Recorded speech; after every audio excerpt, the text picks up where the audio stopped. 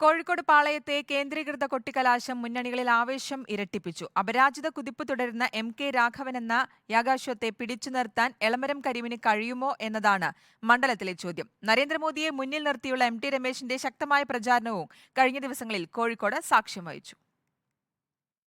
കോഴിക്കോട് പ്രചാരണത്തിന്റെ അവസാന 2 മണിക്കൂറിൽ ആവേശം കൊട്ടിക്കയറി.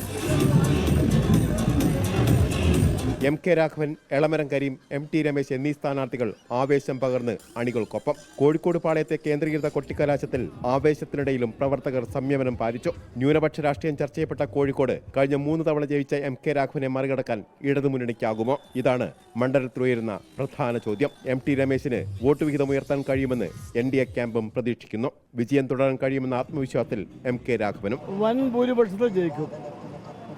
ജനങ്ങൾ മണ്ഡലത്തിലെ ട്രെൻഡ് അതാണ്. അടിത്തട്ടിലേക്ക് ഇറങ്ങിയുള്ള പ്രചാരണത്തിനാണ് ആദ്യഘട്ടത്തിൽ 3 മുന്നണികളും മുൻതൂക്കം നൽകിയത്.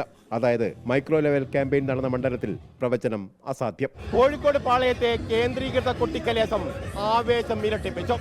ഇടതുകോട്ടയിൽ LDF സ്ഥാനാർത്ഥി എളമരം കരീം UDF സ്ഥാനാർത്ഥി എം.കെ. രാഘവനെ അട്ടിമറിച്ച് കോട്ട കാക്കുമോ? അതോ NDA സ്ഥാനാർത്ഥി എം.ടി. രമേശ് അത്ഭുതം കാട്ടുമോ? നാളെ നിശബ്ദ പ്രചാരണം. അത് കഴിഞ്ഞ് സമ്മതിദാനാവകാശം വിനിയോഗിക്കപ്പെടും.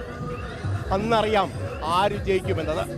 കോഴിക്കോട് നിന്നും ഷബീറിനൊപ്പം reporter A.K. Abhilash, in reporter, Kozhikode.